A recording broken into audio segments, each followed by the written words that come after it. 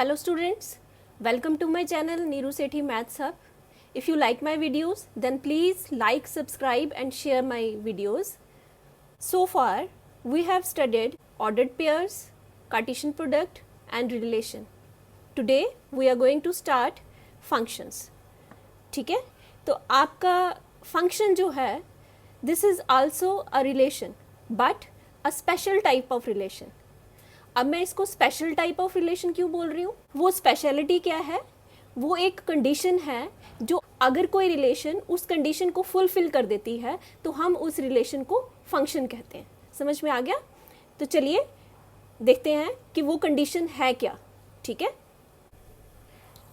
A relation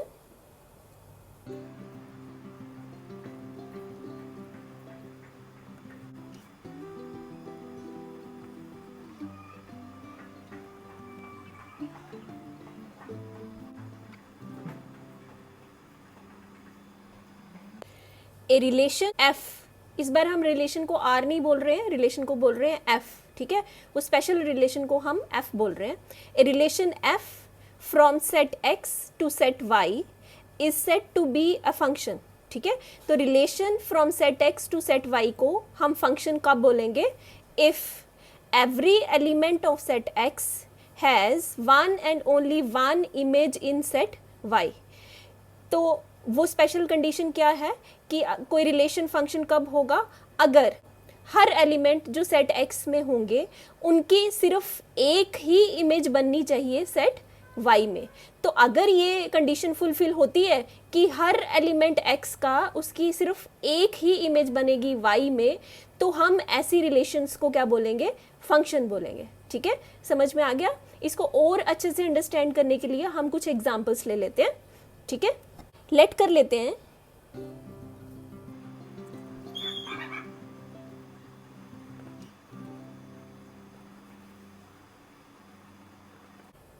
Let x is equal to 5, 6, 7 and y is equal to 8, 9, 10. हम relation R1 को define कर लेते हैं. R1 हम रिलेशन ले लेते हैं.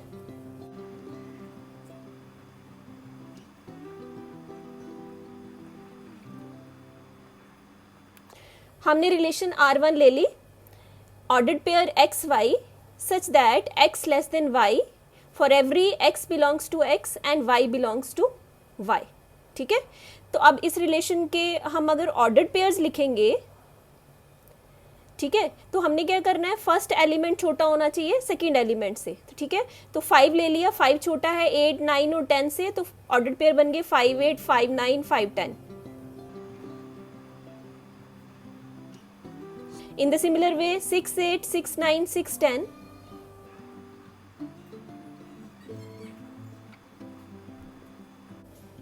Then 7 भी छोटा है 8, 9, 10 से, 7, 8, 7, 9, 7, 10.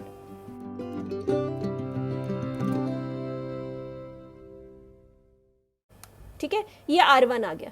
इन द सिमिलर वे हम एक और रिलेशन ले लेते हैं R2.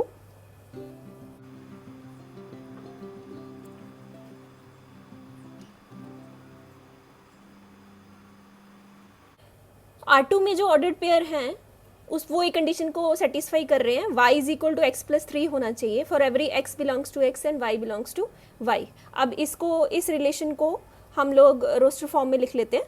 तो अगर हम x 5 पुट करें, x हमने x से ले लिया, तो x अगर हम 5 पुट करें तो y कितना आ जाएगा? 8. अगर x हम 6 पुट करें तो y कितना आ जाएगा? 9. अगर x हम 7 पुट करें तो y कितना आ जाएगा?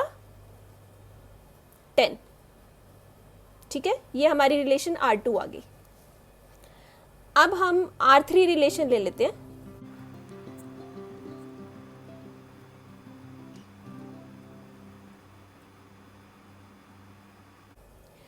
R3 को हम रोस्टर फॉर्म में लिखते हैं. x अगर हमने 5 ले लिया, ठीक है, तो y कितना हो जाएगा? 5 प्लस 2 7. x अगर हमने 6 ले लिया, y कितना हो जाएगा? 6 प्लस 2 8. x अगर हमने 7 लिया तो यहाँ पर कितना आ जाएगा? y 9. लेकिन ये वाला ऑर्डर्ड पेयर जो है हमारा करेक्ट नहीं है, बिकॉज यहाँ लिखा है x belongs to x and y belongs to y. 5 तो x में है, ठीक है, लेकिन 7 जो है वो y में नहीं है, तो ये ऑर्डर्ड पेयर नहीं लिखना है। तो R3 रिलेशन में हमारे पास 2 ही ऑर्डर्ड पेयर्स आएंगे। कौन से आगे? R3 इज इक्वल टू 6 8 7 9, ठीक है। अब R1 R2 और R3 ये हमारे पास 3 रिलेशंस आ गए हैं। अब हमें ये चेक करना है इन सभी रिलेशंस में वो कौन सी ऐसी रिलेशन है जो इस कंडीशन को सेटिस्फाई कर रही है कि x के सभी एलिमेंट्स की सिर्फ और सिर्फ एक ही इमेज y के एलिमेंट से बननी चाहिए, ठीक है। तो देखते हैं वो कंडीशन सेटिस्फाई कौन सी रिलेशन कर रही है। तो एरो डायग्राम से समझते हैं। R1 के लिए हम एरो डायग्राम ड्रॉ कर लेते हैं। यहाँ पे this is your set x and this is y। x में कौन से एलिमेंट्स हैं? 5 6 7, और y में कौन से हैं? 8 9 10। अब ऑर्डर्ड पेयर है 5 8, 5 की रिलेशन 8 से है, 5 9, 5 की रिलेशन 9 से भी है, और 5 10, 5 की रिलेशन 10 से भी है, ठीक है। इन द सिमिलर वे 6 की रिलेशन 8, 6 की रिलेशन 9 और 6 की रिलेशन 10 से। तो 6 की रिलेशन 8 से भी है, 9 से भी है और 10 से भी है, ठीक है। 7 की रिलेशन 8 से, 7 की रिलेशन 9 से, 7 की रिलेशन 10 से। तो 7 की रिलेशन भी 8 से, 9 से और 10 से है। अब हमारी जो कंडीशन थी उसमें क्या बोला गया था? सेट x के हर एक एलिमेंट की एक तो इमेज बननी चाहिए, लेकिन जो भी एलिमेंट x का इमेज बनेगी वो सिर्फ और सिर्फ एक इमेज बननी चाहिए y में। लेकिन यहाँ पर क्या हो रहा है? 5 की कितनी इमेज बन रही है? 3 इमेज बन रही है y में, ठीक है। So that means this is not a function, ठीक है, ये फंक्शन नहीं है। समझ में आ गया? तो सिमिलर वे 6 की कितनी इमेज बन रही है? 3 इमेज बन रही है, लेकिन हमारा कंडीशन क्या है? हर एलिमेंट की सिर्फ एक इमेज बननी चाहिए। तो यहाँ पर तो एक एलिमेंट की 3 इमेज बन रही हैं, तो that means this is not a function, ठीक। अब नेक्स्ट रिलेशन को चेक कर लेते हैं, R2 रिलेशन को। R2 रिलेशन के लिए हमारा ये सेट x है और ये सेट y है जो हमने लिया हुआ है, x और y। This is set x and this is y। अभी क्या आ गया? आपके x के एलिमेंट है 5 6 7, y के एलिमेंट्स हैं 8 9 10। अब इसमें देखते हैं 5 का रिलेशन 8 से है, ठीक है। 6 is related to 9 and 7 is related to 10। यहाँ पे देखिए x का हर एलिमेंट की इमेज बन रही है, ठीक, लेकिन हर एलिमेंट की इमेज कितनी बन रही है? एक एलिमेंट की सिर्फ एक ही इमेज बन रही है। 5 की सिर्फ एक ही इमेज बन रही है 8, 6 की सिर्फ एक इमेज बन रही है 9, 7 की सिर्फ और सिर्फ एक इमेज बन रही है 10। तो यही हमारा जो कंडीशन थी रिलेशन को फंक्शन होने के लिए, वो यही थी कि हर एलिमेंट की, every element of set x के हर एलिमेंट्स की सिर्फ एक और एक ही इमेज बननी चाहिए y में, one and only one image in y। तो एक ही इमेज बन रही है, हर एलिमेंट की सिर्फ एक इमेज बन रही है y में। So that yes this is a function. ये क्या है? ये वाली रिलेशन जो है वो फंक्शन है। कौन सी वाली रिलेशन? R2 रिलेशन हमारे पास फंक्शन आ गई। समझ में आ गया? अब हम R3 के एरो डायग्राम बना लेते हैं। इसको देखते हैं क्या ये फंक्शन है या नहीं है। ये आपका सेट x है और अगर ये सेट y है, this is set x and y। x में एलिमेंट्स हैं 5 6 7, ठीक है ना। x के एलिमेंट्स हैं 5 6 7 और y के एलिमेंट्स हैं 8 9 10। अब 6 इज रिलेटेड टू 8, ठीक है, 7 इज रिलेटेड टू 9। अब आप देखिए 6 की सिर्फ एक ही इमेज बन रही है y में, ठीक है, और 7 की भी सिर्फ एक ही इमेज बन रही है y में। लेकिन अभी भी हम बोलेंगे ये फंक्शन नहीं है। क्यों? क्योंकि x के हर एलिमेंट की इमेज नहीं बन रही है y में, ठीक है। 5 की कोई भी इमेज y में नहीं बन रही है।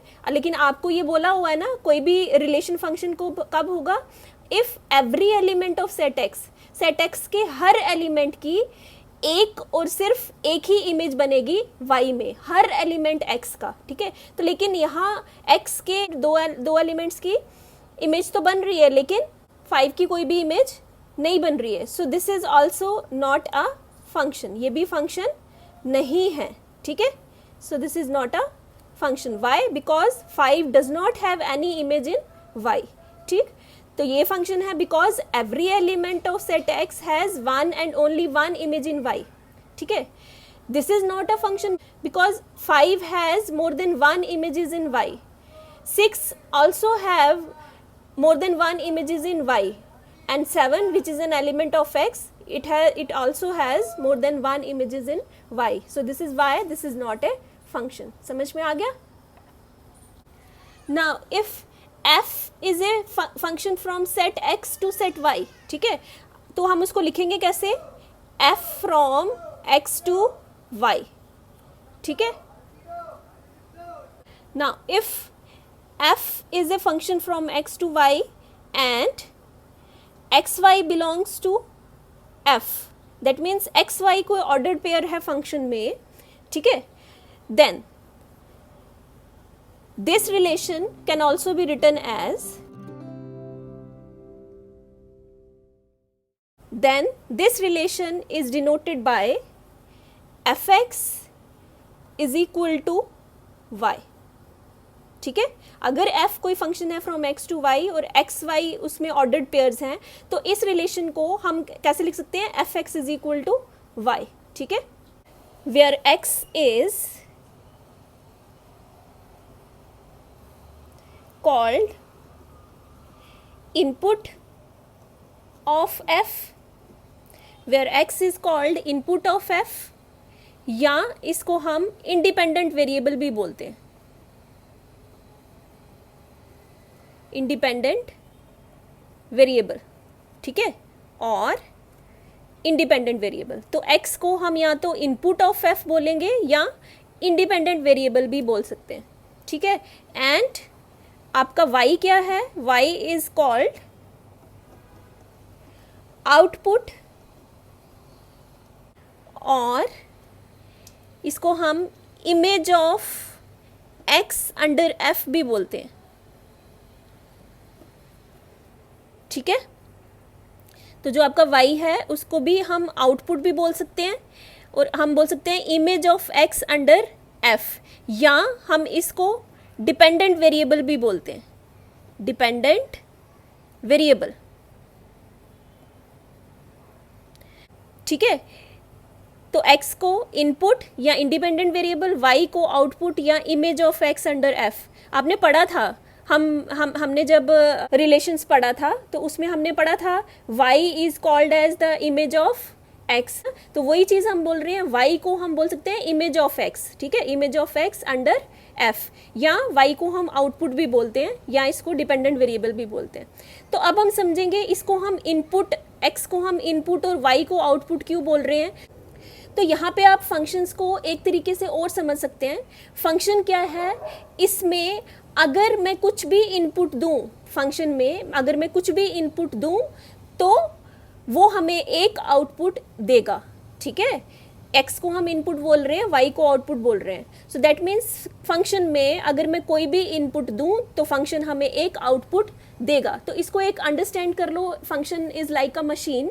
तो मशीन में अगर हम कुछ इनपुट डालेंगे तो हमें वो कुछ ना कुछ आउटपुट देगी. In the similar way function में अगर हम कुछ इनपुट डालते हैं तो वो हमें एक आउटपुट ज़रूर देती है. ठीक है. फॉर एग्जाम्पल, एक एग्जाम्पल ले लेते हैं. Suppose f is a function from natural numbers to natural numbers, और हमारे पास फंक्शन है f x is equal to 2x. ठीक है. अब x क्या है हमारा? x is what? This is an input.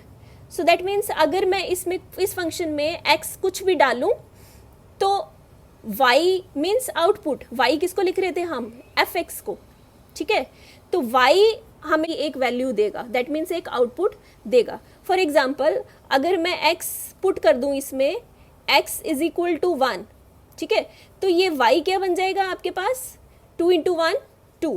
That means आपने इनपुट डाला 1, तो ये फंक्शन ने आपको आउटपुट दे दिया 2.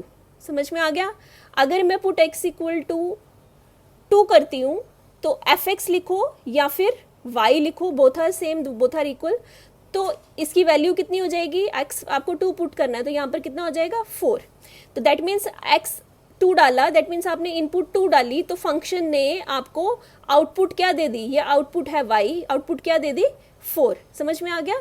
अब बात करते हैं हम x को इंडिपेंडेंट वेरिएबल क्यों बोल रहे हैं।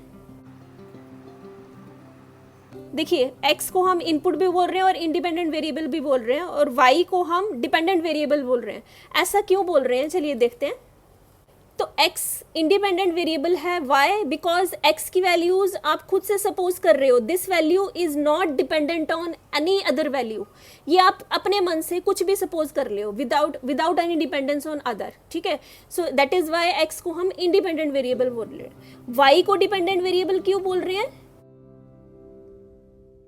ऐसा क्यों बोल रहे हैं, बिकॉज y की जो वैल्यू है वो किस पे डिपेंड कर रही है, x पे डिपेंड कर रही है। जो भी हम x पुट करेंगे y उसके अकॉर्डिंगली आता जाएगा, ठीक है ना। अगर हम x1 पुट किया y2 आ गया, अगर मैंने x2 पुट किया y4 आ गया। तो दैट मीन्स y की जो वैल्यू है वो डिपेंड कर रही है किस पे, x की वैल्यू पे। x की वैल्यूज चेंज करती जाऊंगी, y की वैल्यूज आती जाएंगी। So that is why we are calling y as a dependent variable और x को हम इंडिपेंडेंट वेरिएबल बोलते हैं, ठीक है। समझ में आ गया। चलिए अब करते हैं हम domain and range of a function. Domain of function.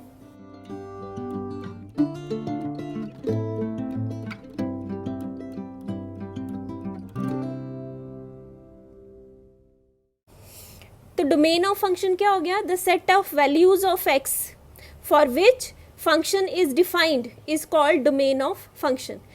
Set बनाना है x की उन वैल्यूज का जिन वैल्यूज पे फंक्शन डिफाइंड होगा, ठीक है। तो उन वैल्यूज का अगर हम सेट बना ले तो वो क्या बन जाएगा, डोमेन ऑफ फंक्शन, ठीक है। अब x की सभी वैल्यूज के लिए फंक्शन, ऐसा भी हो सकता है कि फंक्शन x की सभी वैल्यूज के लिए डिफाइंड ना हो। चलिए एक ऐसा फंक्शन लेते हैं तो देखते हैं x की किन वैल्यूज के लिए वो फंक्शन डिफाइंड है, ठीक है। F x is equal to, suppose मैंने ले लिया twice x upon minus x plus 2 और आपका फंक्शन है from real numbers to real numbers, ठीक है। हमारा हमने फंक्शन ले लिया from real numbers to real numbers और फंक्शन को लिख दिया f x is equal to 2x upon minus x plus 2। अब आपको कोई बोले कि इस फंक्शन की डोमेन बताओ, दैट मीन्स x की वो सभी वैल्यूज का सेट लिखना है आपने जहाँ पे ये फंक्शन डिफाइंड होगा। अब x की मुझे एक वैल्यू दिख रही है जहाँ पे ये फंक्शन डिफाइंड नहीं होगा। अगर मैंने पुट x इक्वल टू 2 कर दिया, पुट x इक्वल टू 2 कर दिया तो एफ एक्स क्या बन जाएगा आपका, तो आपका एफ एक्स हो जाएगा ट्वाइस एक्स अपॉन एक्स के जगह आपने 2 लिखना है तो यहाँ क्या बन गया -2 प्लस 2। तो ये कितना बन गया 2x अपॉन 0। डिनोमिनेटर में 0 आ गया मतलब इन्फिनिटी, इन्फिनिटी आ गया मतलब not defined. So that means कहाँ पे नॉट डिफाइंड है, x इक्वल टू 2 पे ये फंक्शन डिफाइंड नहीं है, ठीक है। बाकी आप x कुछ भी पुट कर दो यहाँ पे, ठीक है। दोनों तरफ x आप कुछ भी पुट कर दो, ये फंक्शन डिफाइंड ही रहेगा। डिफाइंड रहेगा मतलब डिनोमिनेटर में 0 और किसी वैल्यू पे नहीं आएगा, सिर्फ x इक्वल टू 2 पे ये फंक्शन 0 बना देगा डिनोमिनेटर में, और जब भी डिनोमिनेटर में 0 बन जाएगा दैट मीन्स फंक्शन डिफाइंड नहीं है। तो अब अगर मुझे कोई बोले इसकी डोमेन लिखो, तो domain means set of all x values for which the function is defined. तो फंक्शन उन सभी वो सभी वैल्यूज लिखनी है x की, वो सभी वैल्यूज लिखनी है x की जहाँ पे ये फंक्शन डिफाइंड है। तो डिफाइंड कहाँ पे नहीं है, 2 पे डिफाइंड नहीं है। So x should not be equal to 2, ठीक है। तो फंक्शन में ये लिखा होगा x should not be equal to 2। अब आपको इसकी डोमेन लिखनी होगी, तो डोमेन में क्या करेंगे, सभी रियल नंबर्स डाल सकते हैं लेकिन 2 नहीं लिख सकते। अगर 2 लिखा तो वो नॉट डिफाइंड हो जाएगा, ठीक है। तो डोमेन क्या आ जाएगी, set of all the real numbers accept 2, ठीक है। सारे रियल नंबर्स लिखने हैं लेकिन 2 नहीं लिखना है, तो ये इसकी क्या आ जाएगी, डोमेन। समझ में आ गया डोमेन। चलिए अभी हम करते हैं रेंज ऑफ अ फंक्शन।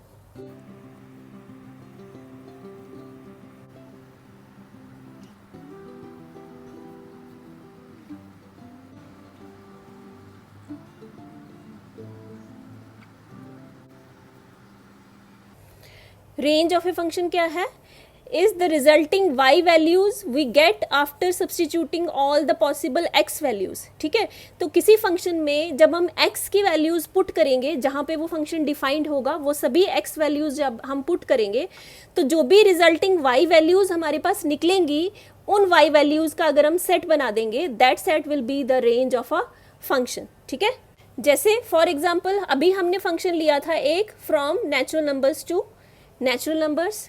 ठीक है, और एफ एक्स दिया हुआ था आपके पास ट्वाइस एक्स. ठीक है, y is equal to f x होता है, ये हमें पता है. ठीक, हमने x is equal to 1 put किया था. ठीक है, तो y कितना निकला था 2. x अगर हमने 2 पुट किया था, y कितना निकल गया था 4.